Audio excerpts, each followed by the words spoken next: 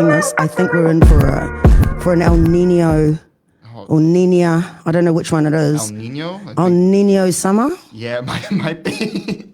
It's going to be quite warm. Yeah. I'm hoping. Yeah, especially in Wellington. Well, I tell you what, I've had a couple of interesting conversations in the last 24 hours, and they've both been with my sons, right? Yeah. And I've got a son that's my oldest son, Solo. Shout out to Solo and TJ. My oldest son, Solo, is heading off to Dubai. Dubai. Yeah, I said, don't let anybody take your passport. Only the customs, and then they've got to give it right back. That's it. Yeah. And if they look like they're going to take your passport for anything else, just say no. My mum said, you can't have my passport. They might respect that. I don't know. But I'd like to give a shout out to both of my beautiful sons. And also, he did something really amazing because he's an original member of Justice Crew. They won Australia's Got Talent in 2010. And they do the dancing, eh? Yeah, the break dance. You know about them? Yeah, I've seen them. Oh, really? Yeah. Okay, how old are you? I'm 18. 18, okay, yeah. Well, it's 19. probably, I just turned 19. I should fix that. yeah, it's probably your ballpark. It'll be your ballpark. I freaked out one day. I was sitting in residence. I don't know what. I think there was an event or something. I can't remember. But then one of their tracks came on. And I went, oh, that's my son. They're playing him. But what he's done is he's actually shared it, the GiveALittle. Yeah. And he's also shared the petition, Protect Our Youth Petition, which we're going to get into talking about today. Yeah. And he shared it on the Justice Crew page. Yeah, it's and amazing. I'm just like, wow, okay, 500,000 people on that page. Please sign the petition, all you Justice Crew fans around the world. Somewhere through that. And if you've got some spare change, put a little donation towards our Justice for Luke GiveALittle. That's going to keep running right up till the 30th of November at this stage. And this is to help the family. And you can read all about that on the pages. I also want to give a shout out to all the VADSA students and all the good work they've been doing with organising this petition and, colonising the Blackhouse chat page, which has been interesting. I'm like, you little colonisers. But anyway, it's been interesting having over 20 people on that page. Yeah. Oh, yeah, it was 20. Wasn't it? How many followers? No, it was only probably about 9 people that come in. Yeah, because we're quite fluid at the Blackhouse. Yeah. And then, now there's about 24 people there.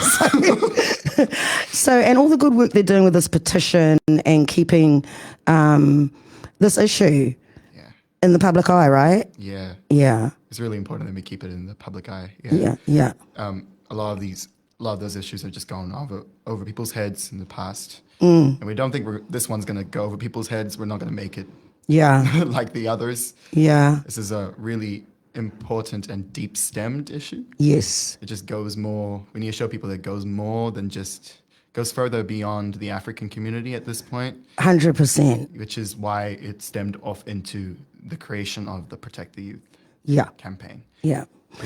So you'll see on the links on our live today, you'll see some links there to, if you want to check out both the petition and the GiveALittle, go ahead and jump on and, throw those coins our way. We need them for the whānau. And also, we also have to talk about the VADSA before we get to you. Yeah. I want to talk about the VADSA social. You've got the social coming up. Yes, we do. Next week, Friday, I believe. Next week, it's our annual social. Mm-hmm. It's not a ball. It's a half ball. A half ball. Half ball. We call it. Like a half court? Yeah. So it's going to be at the Garden Hotel. It's awesome. Going to be more like a club vibe. So African music, Afro beats on the piano will be playing. And you've got, is it DJ Colios? DJ Cole. Yeah. Of course. He will be there. Shout out to DJ Cole. Yeah. He's gonna be playing some amapiano, some local music. It's gonna be great. It's gonna be a very fun night. I think tickets are $25. Where do they get them? Tell them where people can get their That'll tickets. be in the link in our bio. Right. On the VADSA Instagram page. Instagram, because you don't have a Facebook page, right? No, we're for the young people. So. Yeah. Like Facebook is for us oldies. You know, us oldies with brains that go clink, clink, clink, clink. Yeah, it's a joke I make with my mum all the time. Yeah. But and also we've got on the links. I mean, I can add that link up to buy tickets. I can add that after the show, actually, so that people know where to buy their tickets.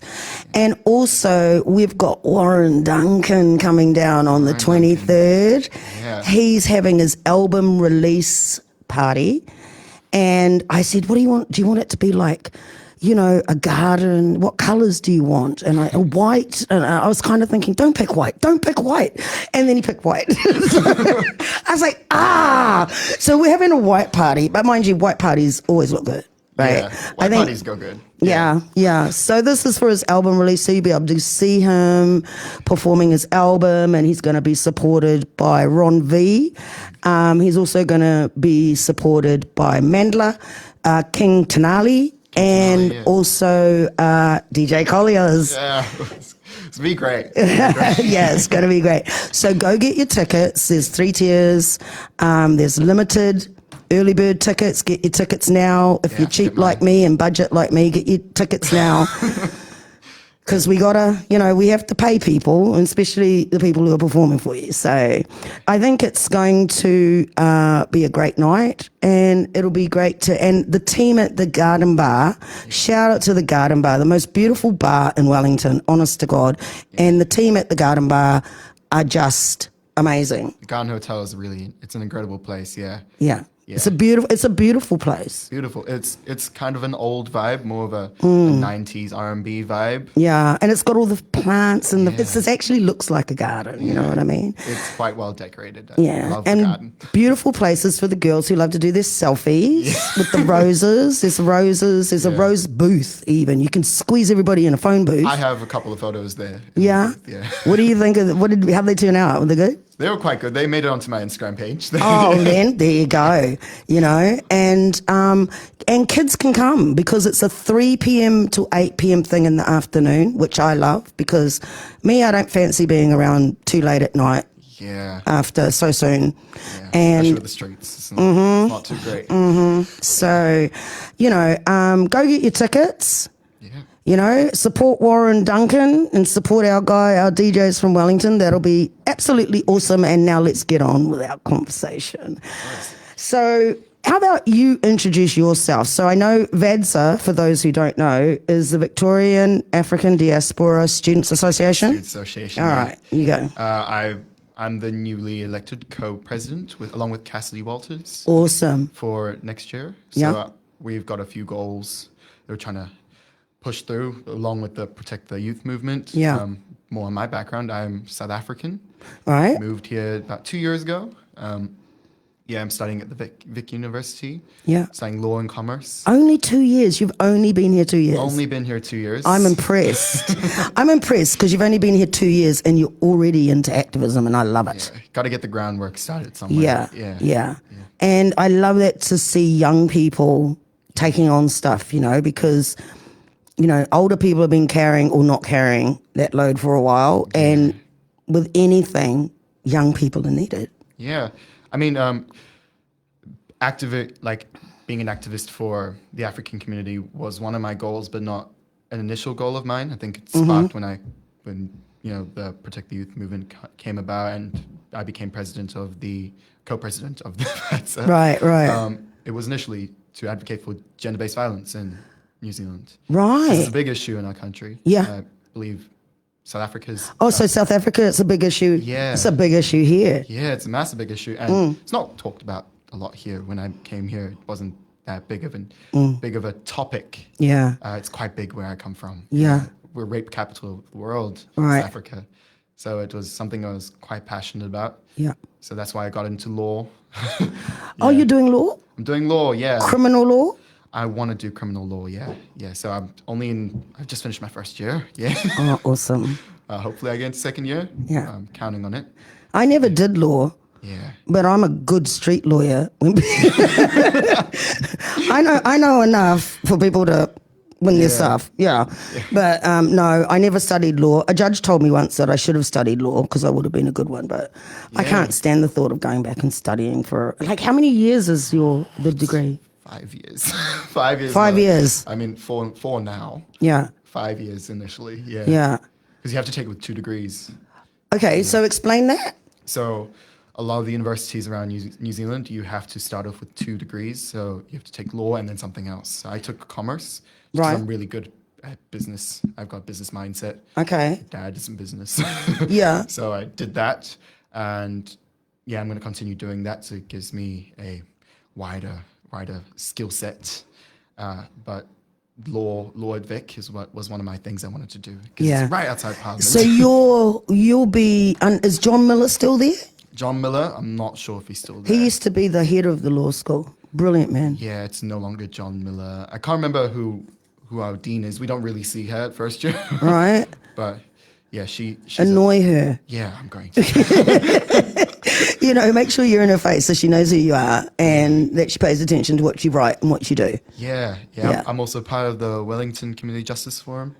What is that? Please tell me about that. So that is a university operated project or group. So we split off into about 3 different groups. So I'm part of the equity division. Right. So we deal with equality rights and migrant rights, and we write articles. So we're the equity part of the Wellington Community Justice Project. Okay, so you write articles for... Write articles on issues. So like recently we wrote about the war in Gaza and the university's funding that, because the university used to fund, I think they still are funding Israel, or Israel has, one of the two. Wait, stop. Okay. Okay, like, you know, I've been alive as long as that fight in Gaza has been all around the Middle East has been going on. And, you know, you kind of, like, I don't know. I think there'll be a lot of people out here and really proud of them to have the energy, but I know that there's a lot of people that probably feel like, again, you know what I mean? Yeah. So tell me about what this is. The university is what? So it's not new news. It was disclosed, and then Salient, our university magazine, released it and said that I think it was one of the university has shares in Israel, something like that. So we had protests trying to get them to withdraw their funding from Israel, but it was a whole complicated situation. Why? Not really sure at this point. It was something we're doing more research into. Yeah, I think that would be really important to know about. Like, because I know when I was in primary school, the main things you learned about in school and primary and intermediate was Israel in school. Yeah. And Golda Meir. Yeah. And Ireland, the fight in Ireland. Ireland, yeah. And I don't even think we really looked at the UK that much. Yeah. But there was a lot of, you know, IRA and stuff like that. We looked at that sort of stuff probably in college. Yeah. But, you know, it's just like as long as I've been alive, it's been, you know, stuff has been happening around Israel. Yeah.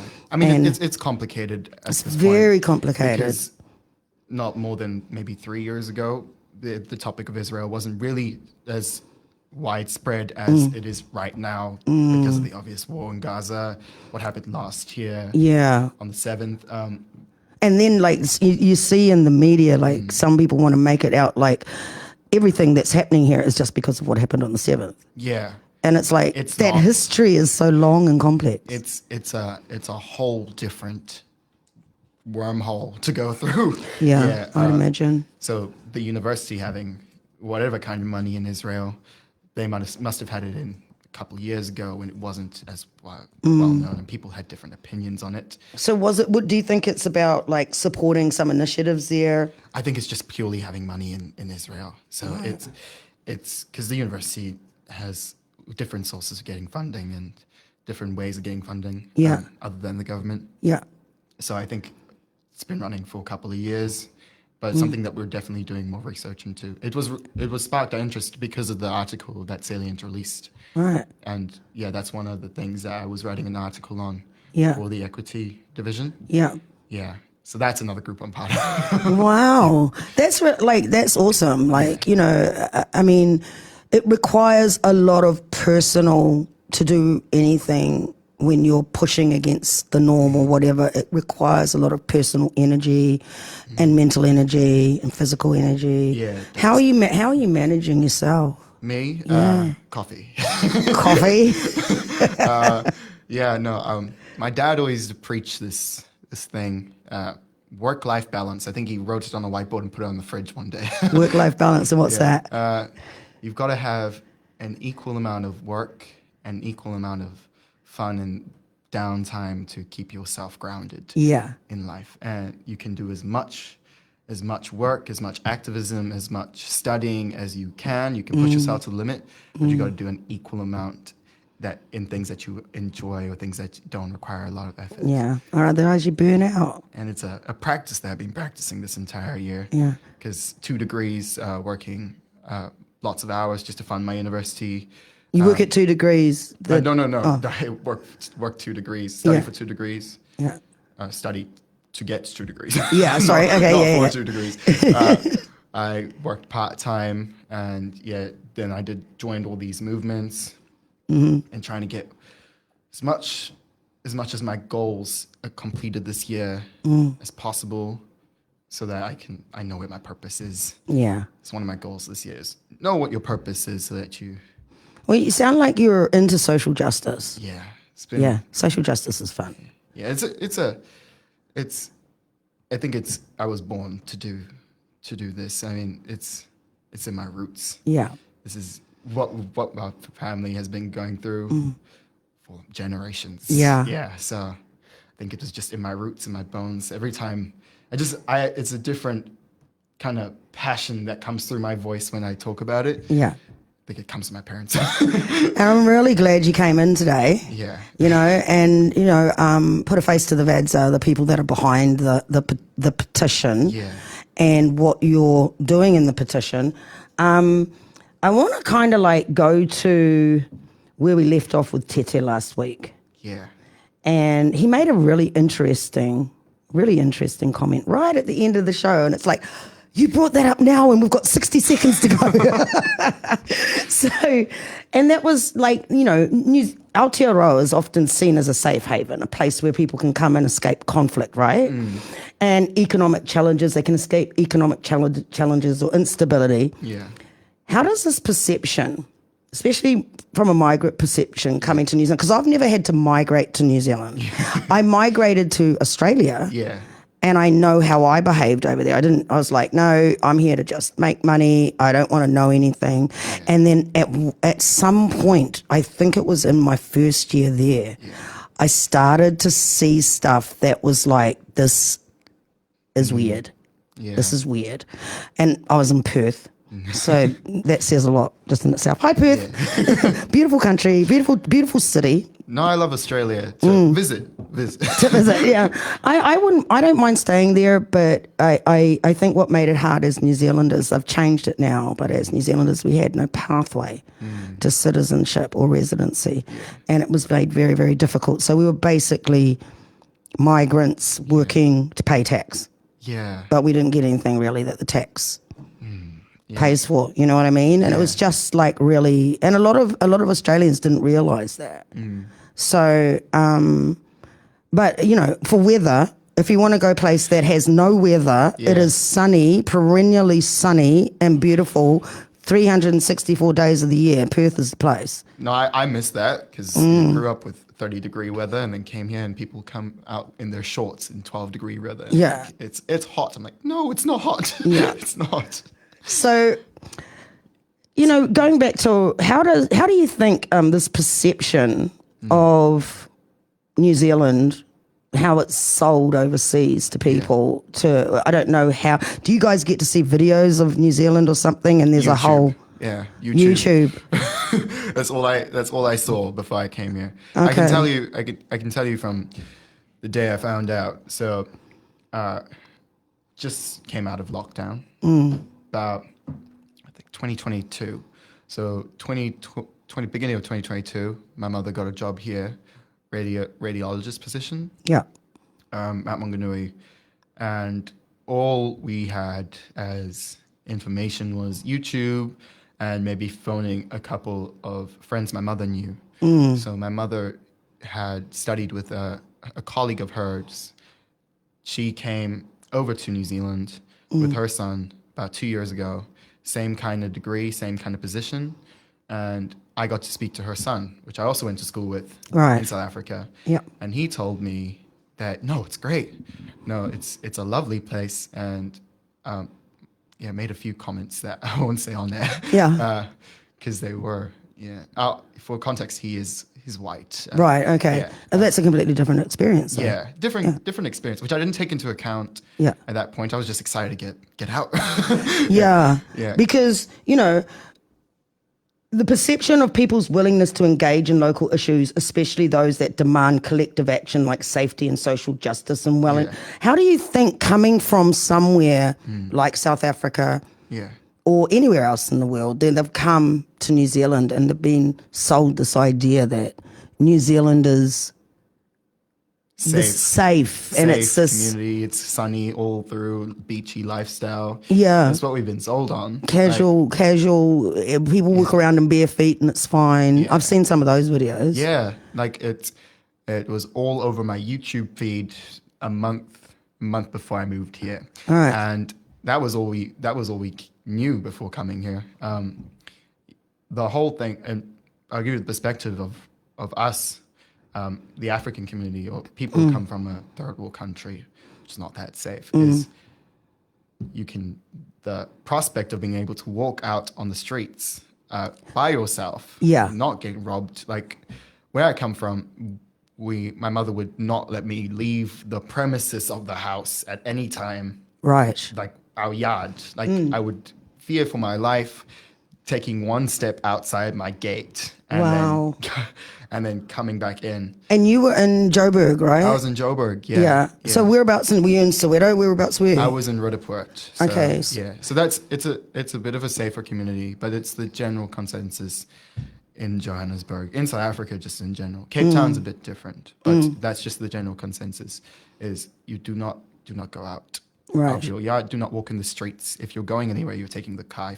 Even if it's like a 10-minute walk, you are taking the car. Yeah. We used to visit our neighbors who lived maybe 2 streets away from us with the car and came back. Wow. Yeah. We refused because too many times people have been stabbed for nothing. People have been shot for nothing. I mean, first early memory I have of being held by gunpoint was probably like 3 years old. My mother had us in the kitchen, left the door unlocked. Our house is fenced. Yeah, right? yeah. We've got electric fencing, but left the door unlocked. My brother's still maybe 9 months old. I am 3, sitting in the baby chair, can't move. Yeah. We've got panic buttons all around the house, but holding gun at gunpoint, my mother was held, and she kicked the guy, pressed the panic button, and he got scared and left. But the guy wanted my mum's keys for the car. For the car, yeah. Right. But willing to shoot you for the keys. Yeah, that's insane. Yeah, it's that's the type of thing that we had to live with, and it just got worse over the years. So selling that point that you can come here and walk around freely, nothing's going to happen to you, unless you aggravate someone, you're going to be safe. That is the thing that was sold. That was more than enough for us. Because if I think of it, for my future, my generation, my kids, I want that for them. Yeah. What my parents worked hard for me to come here, I'm going to give to my kids. Yeah. That's what we've been sold on. And it's not the case sometimes. I mean, it's the case most of the time, but it's not the case all of the time. And it clouds your vision. It clouded my vision. I would walk around and say, nothing's going to happen to me. But I've seen people get punched in the streets, especially in Wellington. Yeah. People get punched in the streets. People get pestered. It's not safe to that extent where you need to cloud your vision. But it definitely is safer. So I do not regret coming here, but it's definitely safer. I always have a bit of a, not an issue, but I always think when we go compare, right? And I remember in the 80s, I don't know what it is right now. I've been trying to have a look at what the stats are, but we are worse in some areas than South Africa. Car burglary is one of them. I was looking at some of the stats. And, and we've got to remember New Zealand's only 5 million. How many people live in South Africa? About 50, I might be getting, don't quote me on the numbers, but it's about 50 million in the whole country. So, yeah, 50 million. You can quote me on that. And I kind of think if we were 50 million people, it would be a lot worse, yeah. Yeah, we might be having those same issues if we had similar political stresses or economic stresses. It'd be a lot worse. Yeah, I think the moment they decide to go, okay, right, we're not going to have social welfare anymore, I think that's when New Zealand will fall into anarchy, to be quite honest. But I think we're a long way away from that at this point.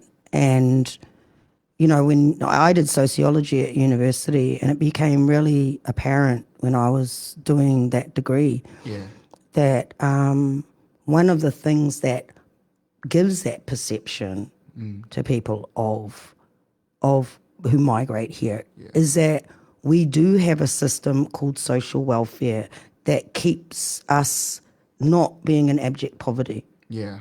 If we didn't have that, New Zealand would be in abject poverty. And I think there would be, not all of New Zealand, but there'll be certain sectors of New Zealand that would be in abject poverty. And if they were in abject poverty, I think that would really change the way that New Zealand looks. Yeah. Because we're a tiny, weeny economy. Yeah.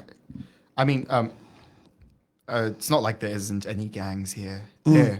I've seen gangs here. There's points where I've traveled to some places and then I've made comparisons, but you can never really make a comparison between the gangs in South Africa and the gangs here, or the gangs anywhere else in the world. Everywhere else is different. It's different circumstances, especially here with the people have gone through here, have led to that. Yeah. Definitely, it's a different way.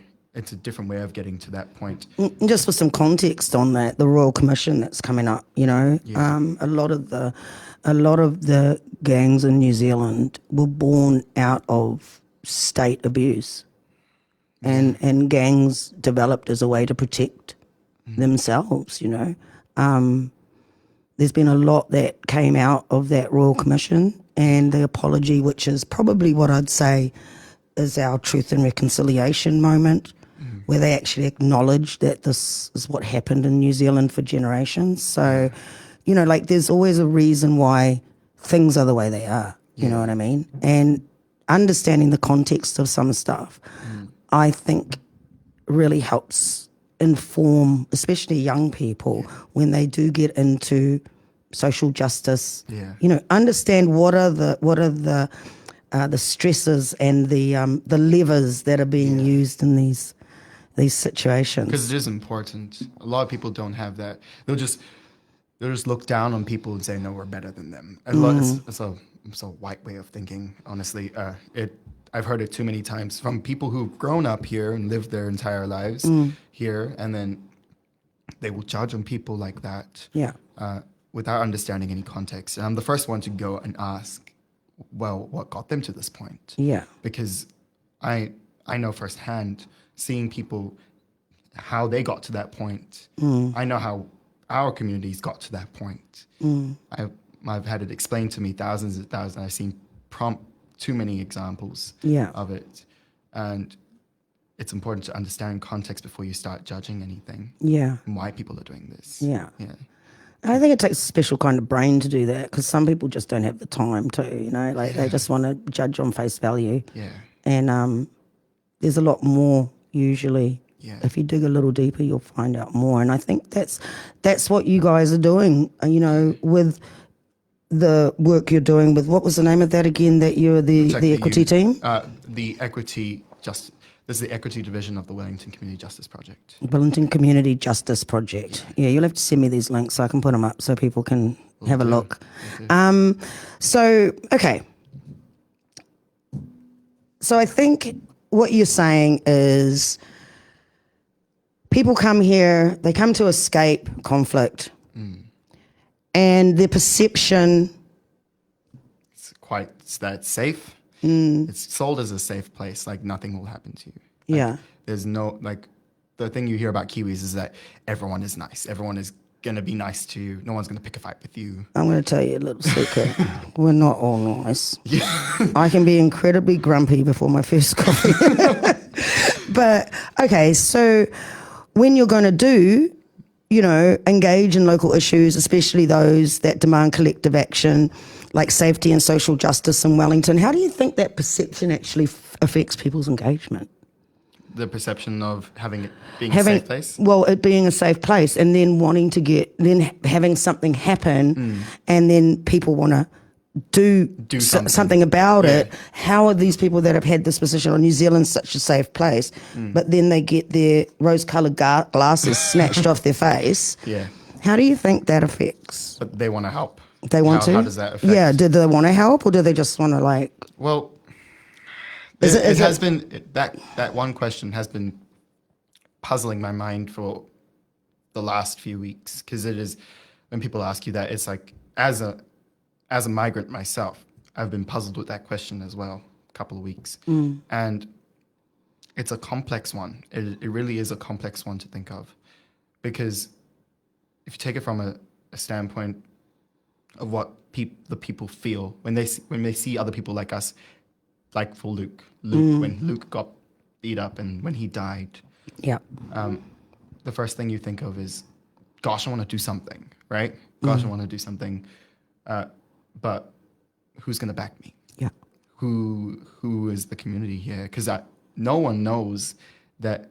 Our community doesn't really know that there's a bunch of us around. We keep to ourselves, which is really bad of us. We shouldn't be keeping to ourselves. I know, and it's something, having grown up here in a situation where I was the only one in most of the places, having a whole lot of people with African heritage, and I'm like, why are you all separated? Like, you're in New Zealand. You need to band together.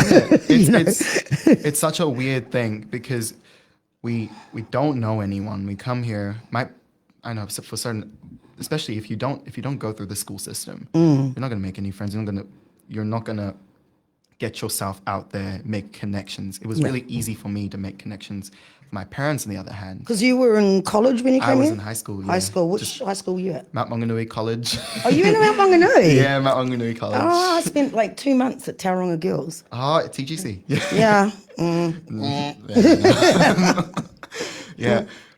You won't really make any connections, and my parents, you actually have to put in work if you're already established in your own country. Come over here and I have to reestablish. It's quite difficult, and there's not that many pages, though they're not widespread. You won't really see any black people walking around, and we also have this thing where we see black people walking around, we're not going to greet them, which is so strange. I don't know when this started, because I've said on the show many times, we do have a Black History in New Zealand. I have done New Zealand Black History Month just because I could. And the reality is that that's exactly what we did. As soon as we saw some new face, it's like, do you know that person? No, I don't know that person. Where'd they come from? We've got to go and say hi. We've got to go and invade their personal space and figure out who they are. That was what happened in Wellington. And I went away. And I came back and I'm like, what is going on? I don't get it. No, it's the first thing people do. And that's one of the things that I want to get going in our group as the co-president for next year. That's one of our goals, is to try and pester people, the community, because we need that's one thing, getting back to the point, is that you don't know anyone. And as soon as something does come up, you don't know who to share it to. People never want to be the only one to be saying things about it and shouting about it, and then you have 1,000 people against you, and you're the only sore thumb sticking out, and it can be scary. It can be scary, because at the end of the day, people are going to tell you it's not your country. You can just go. I've had people tell me you can just go back to where you come from.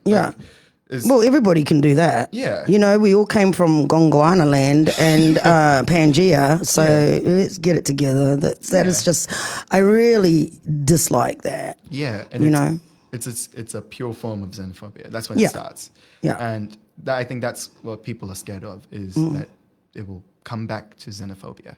Yeah. And South Africa's having an issue with that right now, isn't with it? the Zimbabweans. Yeah. Which is, I also think that is a really, xenophobia as a concept is really, it's a really dumb one, I think, because it's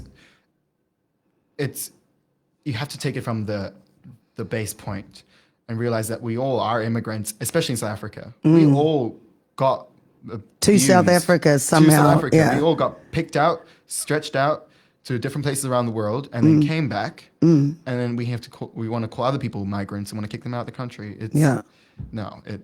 As soon as you have a house here, or if you have your feet here, I always come back to the concept that wherever you call your home is your home. Yeah. The people around you make it your home. Make it your home. And if you say it's your home, it's your home. Like, I will tell people, New Zealand is my home now. I'm not leaving anytime soon. Yeah.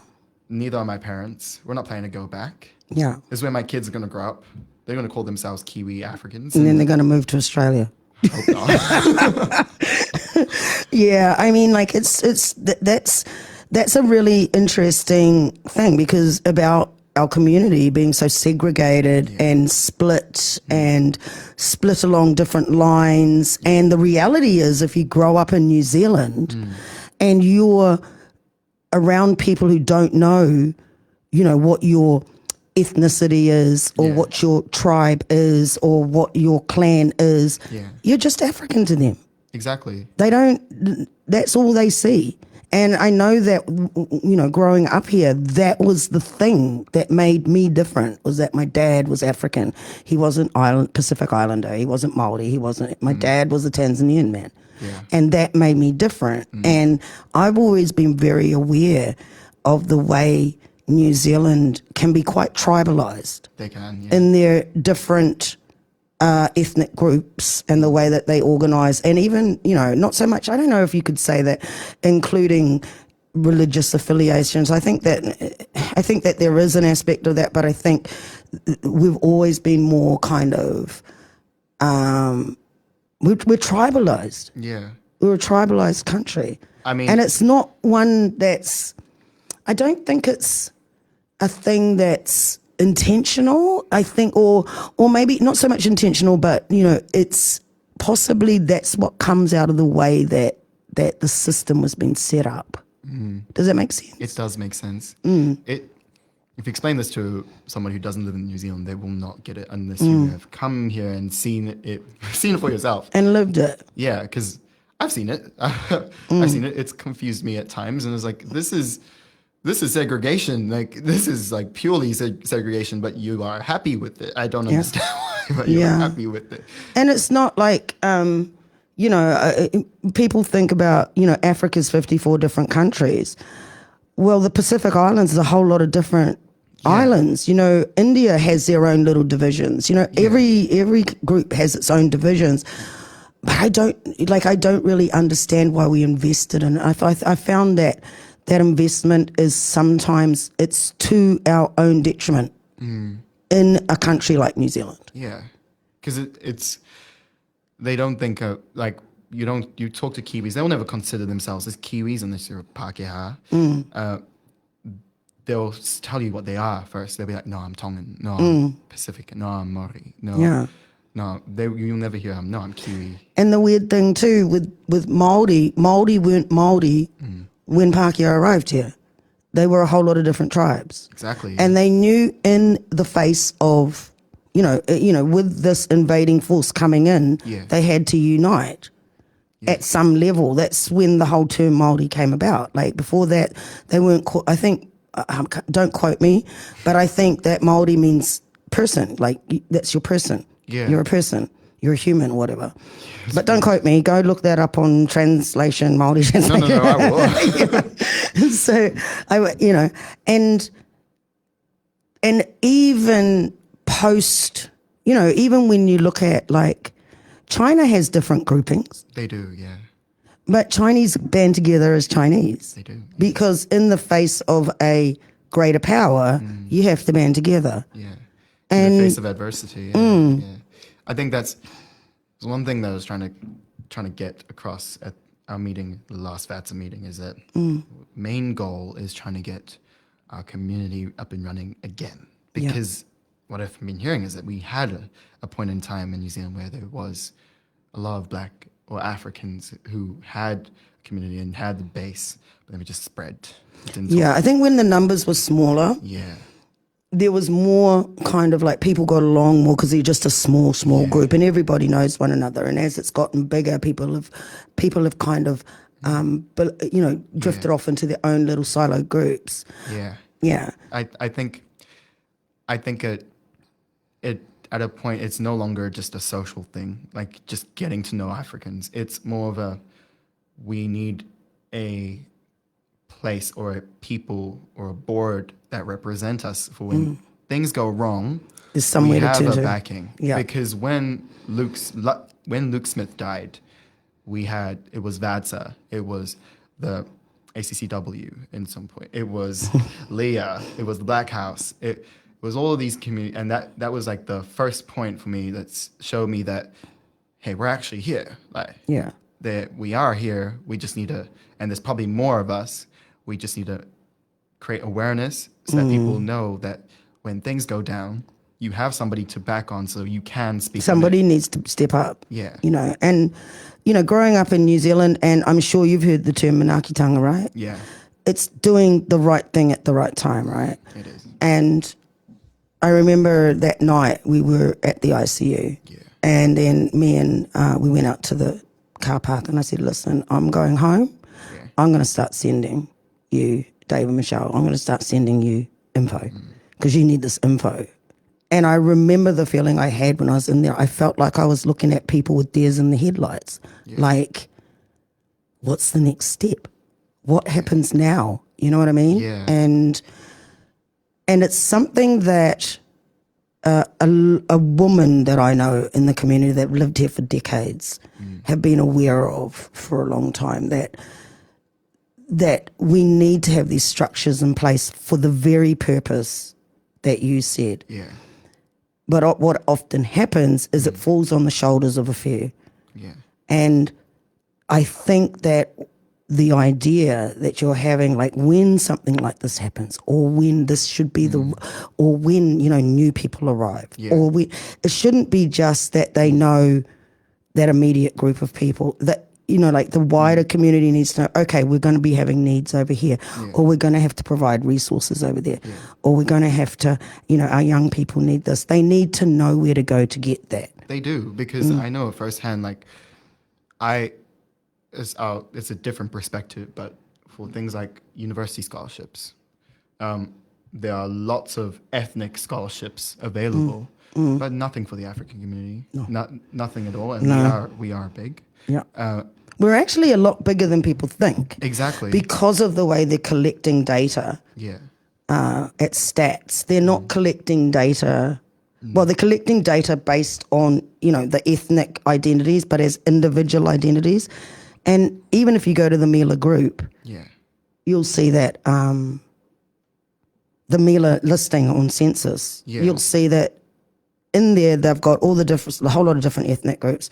They've got African American, they've got Caribbean and Jamaican. They do not have African New Zealander, which I don't think that's a problem. I think that's a great unifier. If you have that, or African, so even if you had African/Black heritage, so that's like captures everyone, then you're capturing a group that's being caught in all the other boxes. You know what I mean? You can tick both. I mean, there's no reason you can't be Zimbabwean and an African New Zealander as well. I don't know what the problem is, but I think not having it means that we don't have a real clear picture of how many people there are actually here that identify with an African background. Because if I'm just the only Tanzanian and I've got to tick other and I write Tanzania, how many other Tanzanian New Zealanders? There's three of us. There's three of us, people. But the thing is, there's nothing for a broader group. Because there should be one where if you are of African heritage, you should have access to those things. Even like a lot of us immigrants, we've only been here for 2 years. A lot of us on residence visas, a lot of us on permanent residence visas.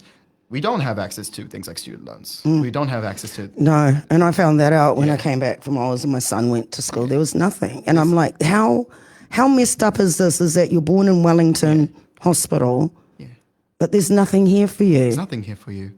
And you've got to compete against the white majority. Exactly, yeah. There's nothing set up. And, you know, there's a lot, you know, I look at all the parents that are coming out, they're having kids. There's going to be more Afro-Kiwi kids than there is going to be African people in this country at some point. We're not temporary. We're here to stay. we're not going anywhere. Yeah. There are going to be a lot more African Kiwis than people are going to think. Yeah. Because there are a lot more people immigrating to New Zealand from Africa, which, I mean, I'm a prime example. There are a lot of us. And when we come here, a lot of us are kids who are in high school, just going to university. Yeah, and we need to get those structures in place, and we need young people to step up and say what it is that they need, what it is that they want, and how can we put all the oldies like me to work or not. I can boss people for you. Please, because we're going to need a lot of work. A lot of work needs to be done. A lot of groundwork does need to be laid. So we've got 9 minutes left. We've had a really cool yarn, but what I'd like to know is tell us about this petition. What's the aim? What's the goals of it? What's the things you're struggling with? So the Protect Our Youth campaign was started from Luke's situation, right? But it is not just for the African community. I mean, the African community did start it because it was one of our people who got killed, unfortunately. It is to spread awareness that our streets in Wellington are becoming incredibly unsafe for the youth. That I am one of those youth who are scounding the streets at night, on a Saturday night, on a Friday night, and there are people who will just go and like sucker punch, or they will for no reason, and it's happened countless times. And the police, you'll see the police, they will stand around and drone, and they won't do anything. What is going on there? What do you think? Do the kids, when they get punched, do they go over and go, hey, that guy just punched me? Or is it like those guys just saw it and they're ignoring it? I don't exactly know what happens, but they most of the time I've just seen police drone, and then they standing at awkward spots where people are unlikely to be hit. The places where people are likely to be hit, they are not standing. Right. They're standing outside the clubs waiting to look for people who are having fake IDs or, you know. Right. Small issues, not the big issues. The big issues. And the big issues is the violence, right? Yeah. And so it falls onto the shoulders of the volunteers, like organizations like Take 10. Okay. That look after the youth at night. How have you come across them? I haven't come across them. I've heard about them. I've come across them a couple of times. I mean, I've had mates who've gone too drunk on a Friday night, and you know, I've been being normal Kiwi person. Yeah, and I mean, at that age, you're trying to have fun. You know, trying to live life, and they're here to help us, and they have tents, and they have trained professionals in there. They've got medical services. So if somebody does get punched, they know what to do.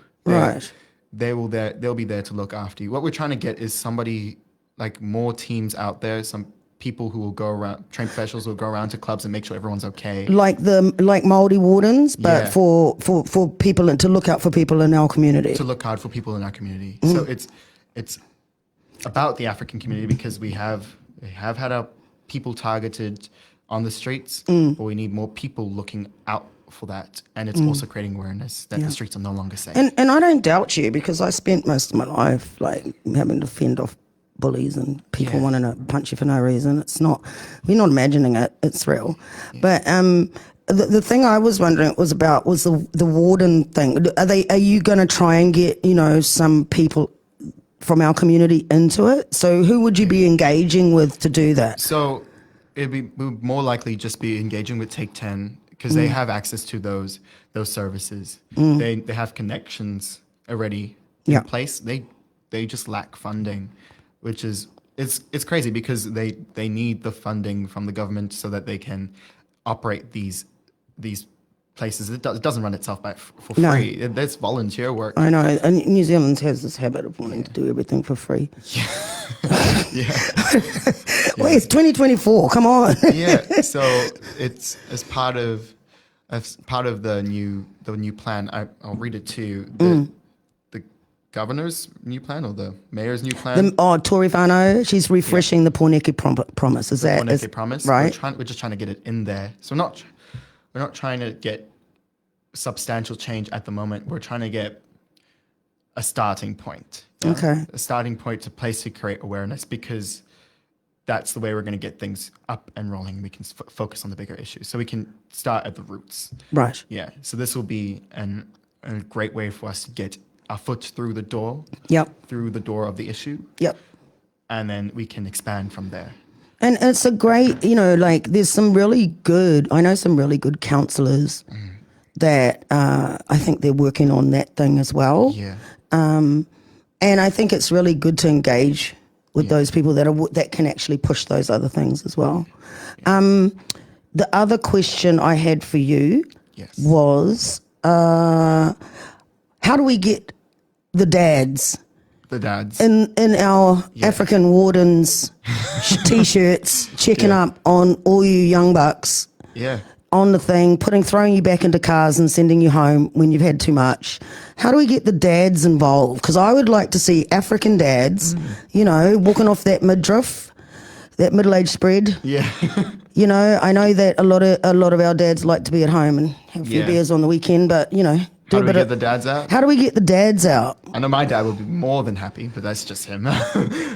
Because wouldn't you want everybody's dad to be part of everybody's uncle to be part of the warden? The warden. The warden's walking around, because you know what? When I came back in 2015, I saw some things, and me and my old friend, she's Somali woman. Yeah. I'd just gotten back, so we'd had a little hoo-ha in town.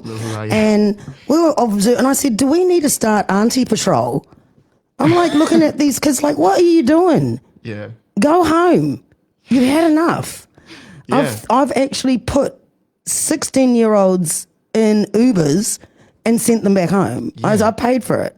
Get out. What are you doing in town? Yeah. You are too young to be here. You're too young to be walking around. Yeah. Go home.